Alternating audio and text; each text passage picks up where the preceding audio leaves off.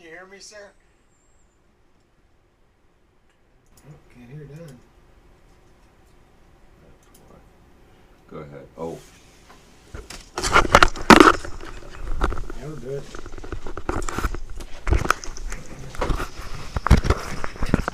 Hey Don, how we doing? good. I still can't hear him. Stand by. Got it. Don? Nope.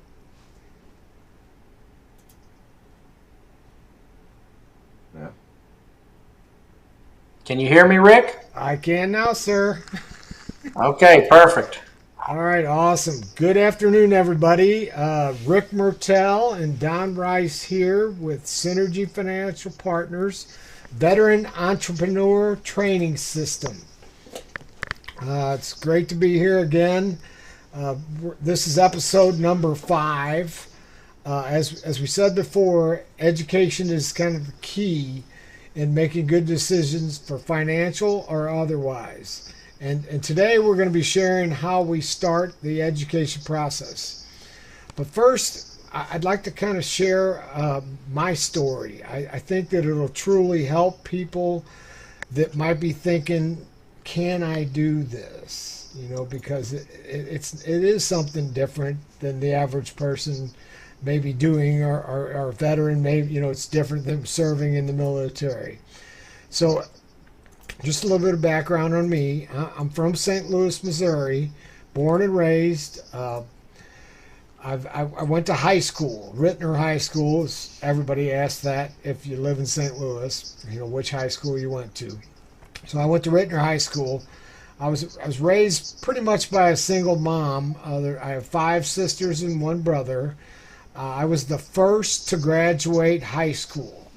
So college wasn't even a discussion. It wasn't, you know, it wasn't even talked about but they were excited that I graduated high schools.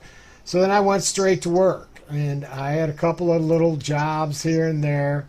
Then I was fortunate to land a job at an envelope factory here in St. Louis. They had just got started here, and I worked my way up through the ranks. Fast forward, I'm there 15 years, and I was just reaching my 30s, and I was thinking to myself, you know, I could probably do something more important and also maybe makes more money than I was making there. I mean, not that it wasn't a good job. It just wasn't, you know, it just wasn't anything outstanding, and I just felt like I could do more.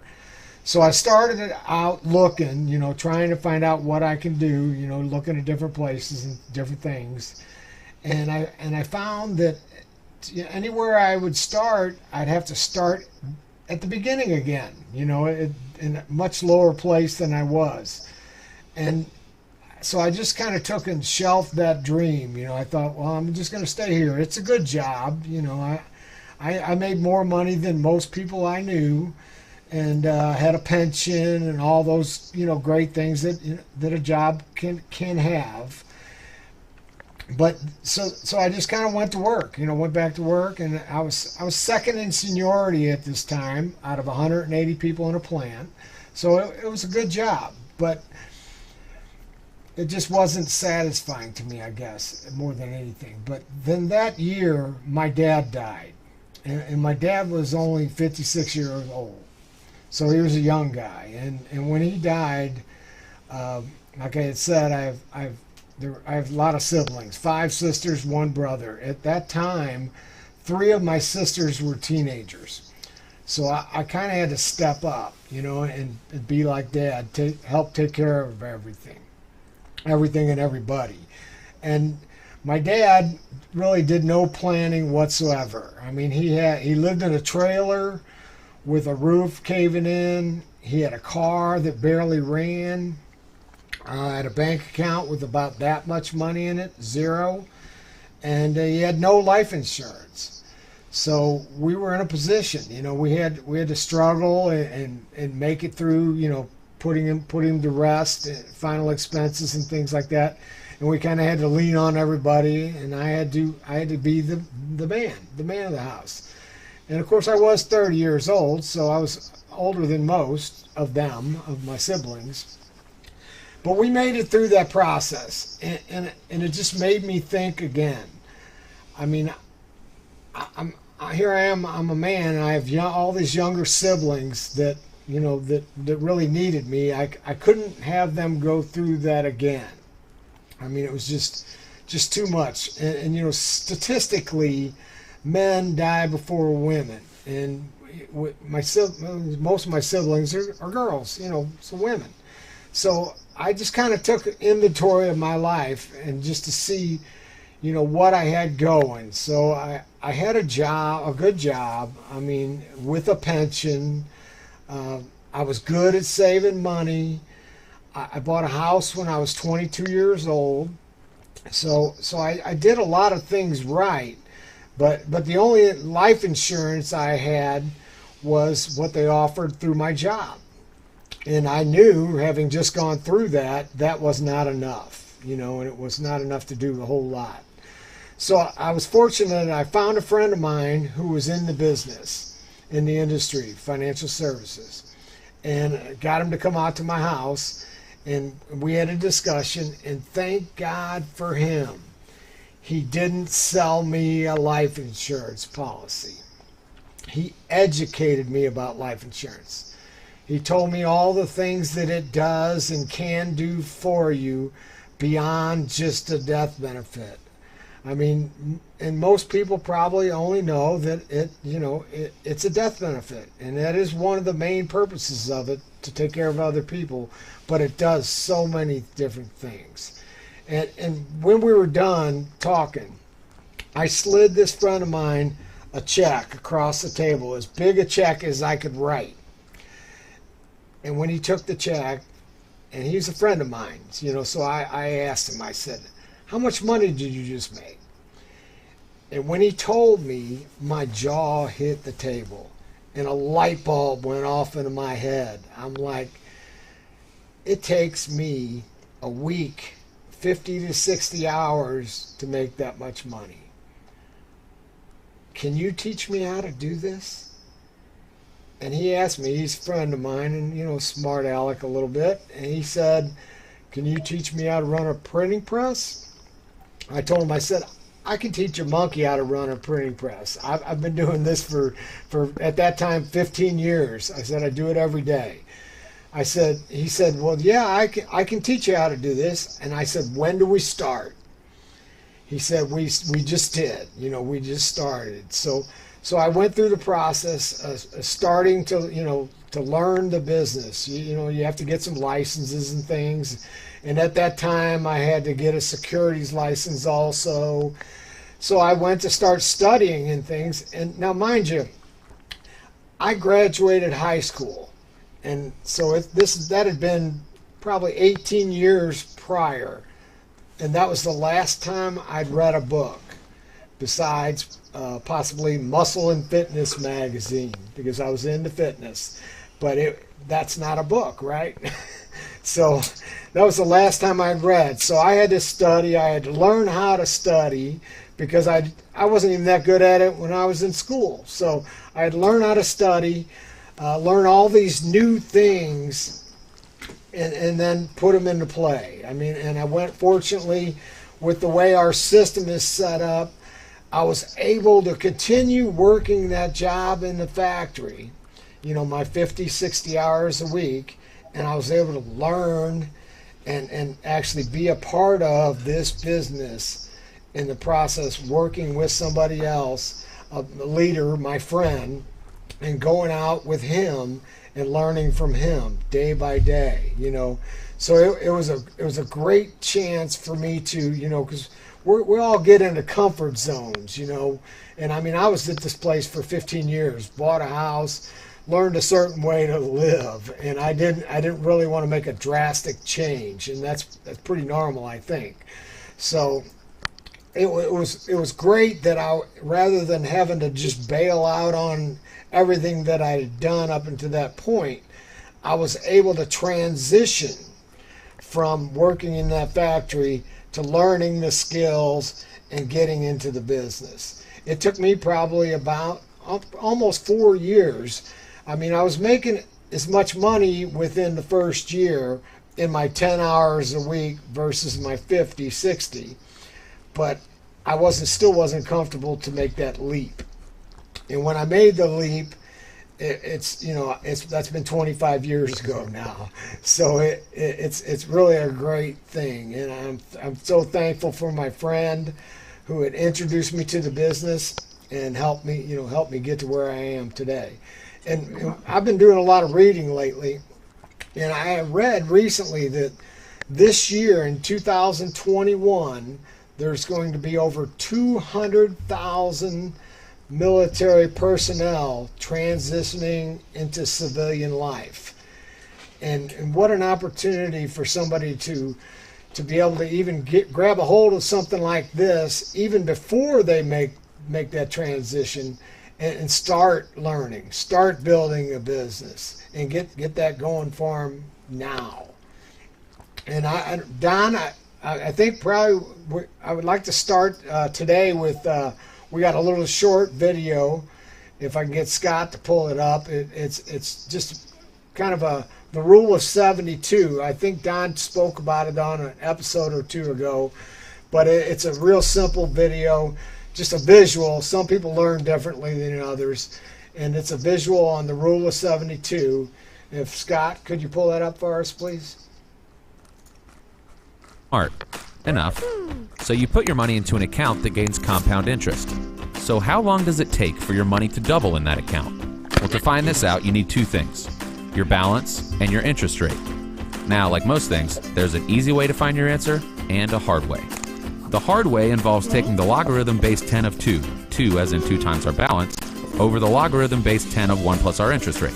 Since most of us don't have bionic brains, we can't really do this math in our heads. But our friend Larry is here, and he's going to give it his best shot. We'll get back to him later. Luckily, there's a simple way to approximate how long it takes for your money to double in a compound interest account. It's called the Rule of 72. How does it work? It's surprisingly simple. All you do is take the number 72 and divide it by your interest rate. That's it. It's that easy. The number you get equals the number of years it's going to take to double your money. So let's try it out. Say you have $5,000 in your account earning 4% interest. Now take that magical number 72, take your interest rate of 4%, pull out your phone, text your second grade cousin and ask him how many times 4 goes into 72. He's a bright kid, so he'll tell you the answer is 18. And you'll tell him that he just helped you learn that it will take 18 years for your initial $5,000 to double into $10,000. Let's check in on Larry. That's very nice, Larry. Luckily, with the rule of 72, there's no need to ever use the hard way. Using the rule of 72, we can easily see how small changes in interest rate can make a huge difference in our earning potential. A 29-year-old earning 4% compounding interest can expect his account to double twice by the time he's 65. At 8%, it doubles 4 times. At 12%, it doubles 8 times. So by doubling your interest rate from 4% to 8%, you actually quadruple your money. And by tripling your rate from 4% to 12%, you 16-tuple your money. Is that a word? It is now. Interest rates matter. The rule of 72 helps us understand just how much they matter. So how many doubling periods does your nest egg have before you retire? Now you know the easy way to find out. Pretty simple, informative video. Don, can you take over from here? We're going to Don's going to kind of walk you through a process that we take people through to start the education process. We call it a financial blueprint. Yeah, absolutely, Rick. And we actually just had one of these last night when we do our Wealth 101 workshops here at Synergy. So we do these over Zoom, and it's actually a great entry point for people that are in the veterans, in the VETS program. What you actually do is you invite people to these different workshops, and we put them through the different, how money works, how to get your financial house in order. And I'll kind of go through those a little bit right now. Of course, the workshop itself, we have this broken into 2 parts. We have Wealth 101, and then we have Wealth 201. Wealth 101 goes through the first 3 steps, so proper protection, emergency funds, saving for retirement, all of that sort of stuff. And then Wealth 201 goes through eliminating debt, increasing cash flow, and estate preservation. Okay, so what we cover in when we're going through step 1, ensuring proper protection, while you may not retire tomorrow, heaven forbid something bad happens to you and you need money tomorrow. That's what your insurances are for. And for your financial house to be in proper order, you have to have the protection of insurances. It should be the bottom, the starting point of any financial plan. So when we talk about that, we talk about health insurance and your homeowner's insurance, your car insurance, and your life insurance, and different things that you should have insured to make sure you're taken care of in case something bad were to happen. Number 2, we talk about emergency funds. So with that, we talk about how much money you should technically have in a traditional bank. Keep in mind, the bank is there to make money for who? They're there to make money for the bank. So there's only a certain amount of money you should have there because you do need some liquidity. You need to be able to get to money in case you lost your job, you need to fix your car, that kind of stuff. And that's usually 3 to 6 months of your income, depending on your current situation. So anything above and beyond that should be over in number 3. And number 3 is saving for retirement. And what that means is you should have all the rest of your money working for you. And a lot of traditional financial advisors are just going to tell you 401ks, IRAs, Roth, things like that. But here at Synergy, we educate on all types of ways for you to put money aside for retirement. And it could be things that you're not even thinking about: personal pension planning, alternative investments, real estate investing, business investing, entrepreneurship, of course. That's one of the big things we're talking about in the V.E.T.S program. So lots of different places for you to put money, and we educate on all of that. Number 4, eliminating debt. You have to understand that there's good debt and bad debt. You want to get rid of all of your bad debt. Those are liabilities to you. That means it pulls money out of your pocket. You're paying interest to someone else. And you want to collect all the good debt you can, because you can make a lot of money with good debt. Those are assets. It means it's putting money into your pocket. An example might be if you could get a foreclosure for, say, $500 a month, but you could rent it for $1,000 a month. All right, so that's $500 a month positive cash flow into your pocket. You want all that debt you can possibly get. So we coach on stuff like that. Number 5, increasing cash flow. There's 2 ways for you to increase your cash flow. You either make more money or you pay less in taxes.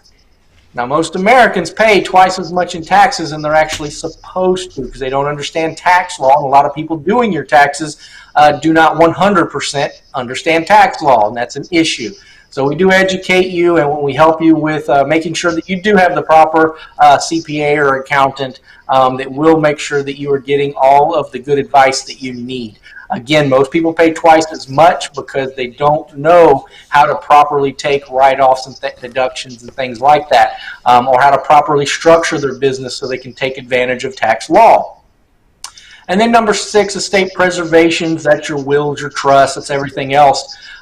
Just making sure that you are protecting your hard-earned money that you've put together your entire life from a lot of taxes at death. If you structure your estate properly, you can protect your family from that. And again, we start that all the way back at number 1 with the different contracts and stuff that we use to help you build and put your financial house in order in the first place.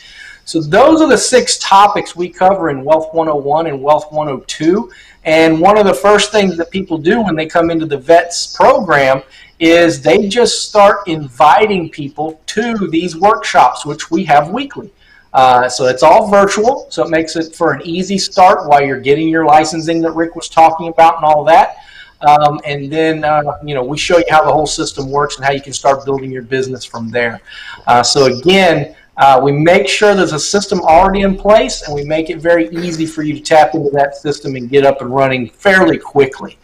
just as Rick was saying, he was very surprised at how easy it was, even though there's a lot of studying up front and getting ready. But we're there with you every step of the way. We help you through those processes. And then even when you're running your business, we're always right here to help. We not only advisors to our clients, but we're advisors to all of our agents, our coaches, mentors, and all of us have been through all this for years and years and years. So we're always here to help, and your success is absolutely the main thing that we're looking at.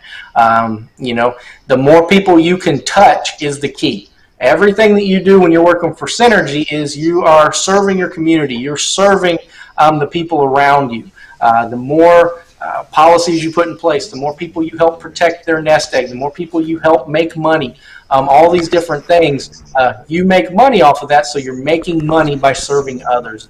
It's a wonderful way to build a business and a career for yourself. So I hope that helps a little bit, Rick, with just kind of showing everybody some of the topics that we do in our education pieces. And I really look forward to helping people and showing them how these educational pieces, which cost nothing for your clients to be a part of, help them and get them in a better financial position.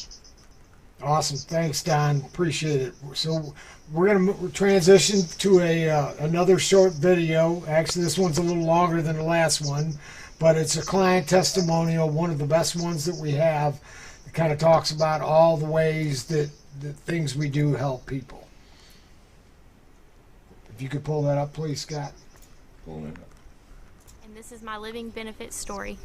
Kevin and I met when he was in chiropractic school. Literally, it was from day one. We fell in love, and we've been together every day since. We just enjoyed each other's company, and we were best friends. We have 6 kids: Chrislyn, Caitlin, Cameron, Shaylin, Caden, and Ashlyn, and we live on beautiful 12 acres in White County. My name is Don Rice. I'm from Canton, Georgia. I work with Synergy Financial Partners as a financial advisor. And what we do at Synergy Financial is we teach people how money works and also the power of living benefits. We originally met Don Rice. He was a patient at our chiropractic office, a portable chiropractor in Woodstock, Georgia. Kevin was a friend to all of his patients, so they quickly became friends. It just turned into where we would just, help each other. Anytime I was in pain, he would help me, and anytime he was in financial pain, he would give me a call, and we just worked together from there. You couldn't have known a better person. So Kevin's office, he ran by himself. He had no receptionist. He had no CA, chiropractic assistant, nobody. It was just him. People would come in, they sign in, they go to a table. When that table becomes available, the next person goes in. The practice grew so fast. We got to where we were seeing 300 or 400 or 500 patients a week. He was seeing about 100 people a day. With him really running everything, if something were to happen to him, his business would be gone. As a small business owner, he didn't really have anything in place for himself as far as retirement. He was just building his business and planning on retiring that way. We went through all the benefits of the IUL, the loan provision, which allows you access to accumulated value. You have living benefits, and then you also have the death benefit that all of them would have at the end. Little did we know at the time that we would actually be using all of these benefits within about a 6-year period of time. We had coverage set up from a previous agent, and Don helped us modify our plan to help us better. That modification allowed us to be where we are today. Dr. Hay was 41 years old when we put this policy in place. Completely healthy, no issues whatsoever. The policy was put in place for tax-free retirement purposes. The first time he was able to utilize the benefits of his policy was when he was still healthy, and that was with the loan provision. He had accumulated enough money into his policy over the first few years that he was able to actually buy his office building. And that's one of the things that Shannon tells me all the time is she is so happy that she owns the building outright because it puts her in such a better position with the business and the practices it is now. Life can be very unpredictable, and in this case, that actually proved to be true. Just a few years later, after we've put this policy in place, everything changed. We had a time in February when we thought he had food poison. He needed to go get checked out. The doctor called us back and told us to meet in his office, and that's when they told us they found a tumor. Within just a few days, we found out it was cancer. He had colorectal cancer. I had went into his office that day, and was just there to get adjusted, and it came up. He just mentioned to me that he had just been diagnosed. That's where the living benefits really come in. The fact that he had that critical illness rider, and when he was diagnosed with cancer, we were able to accelerate that death benefit and actually put over $600,000 worth of living benefit in his hand as peace of mind. I asked him to stop working. Our main focus was him healing during that time. We were able to hire a chiropractor to come in the office. We were able to hire receptionists to take over and handle our finances at the office at the time. We weren't used to paying 2 salaries, and that money had to come from somewhere. And luckily, we were able to use the living benefits policy to do that. One of the big benefits of the living benefit was actually giving him peace of mind on how he used the money. We did a lot of research on natural cancer treatments. There were several alternative treatments that without the living benefits policy, we never would have been able to afford.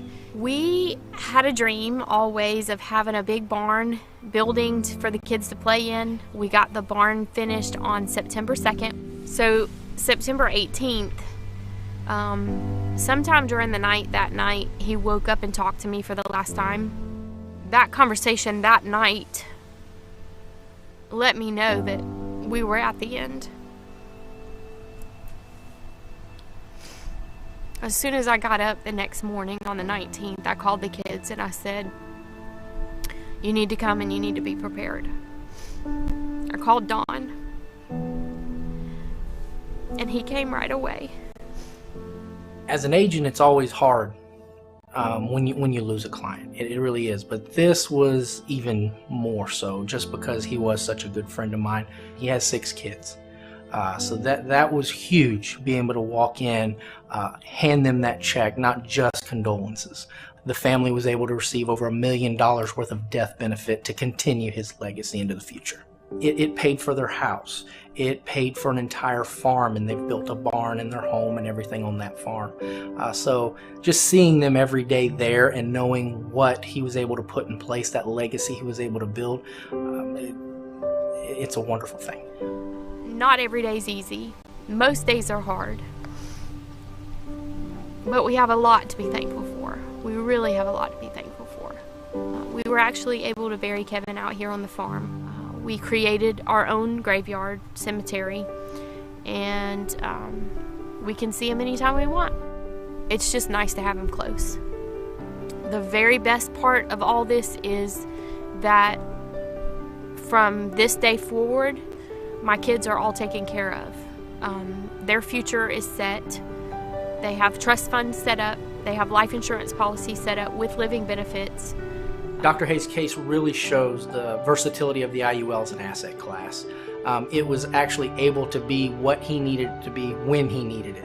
While he was healthy, he was able to use the loan provisions in order to grow his business, as well as setting up a tax-free retirement plan for himself. When he did get sick, he was able to use the living benefit portion in order to keep his business running and give him peace of mind to have cash in hand in order to pay for medical expenses, things like that. And then when he did finally pass away, he was able to keep his business running for his family and also provide cash for the legacy to help move his family into the future. I personally have my own living benefits policy now. I have one on each of my children at this point. You just don't know what tomorrow brings.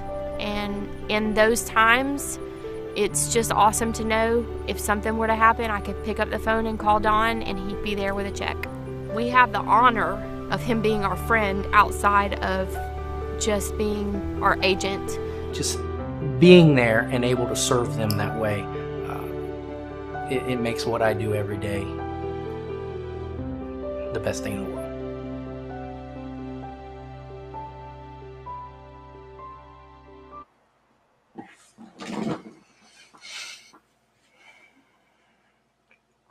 Today, but we need to let people know how they can reach us, because we definitely want to get some people up and running with us and building their businesses and helping them in any way we can. So, Don, you want to talk about your contact information about the Wealth 101 and yourself?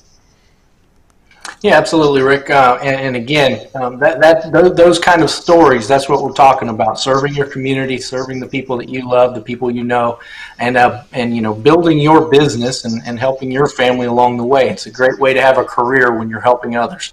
Um, You can contact me at drice@synergyfinancial.com. Get more information about the V.E.T.S system. You can contact Rick as well. Anything that you need as far as information, let us know. You can always go to our website, synergyfinancial.com. There's lots of videos. All the videos you see that we play here are on there, plus a lot more. Our website is education based, so there's lots of things on there that will teach you a lot about finance and putting money in proper places for it to work for you and things like that. So take a look at the website, synergyfinancial.com. Feel free to reach out to either one of us. We'd love to get you more information on the V.E.T.S system and see how you can start working with us in your local area. All right, beautiful. You all have a great day. Thanks, Don. All right, thank you. Anytime. Did you want to talk? Hmm? Do you want to say anything else? Yeah. Did you want to say anything else? Nope.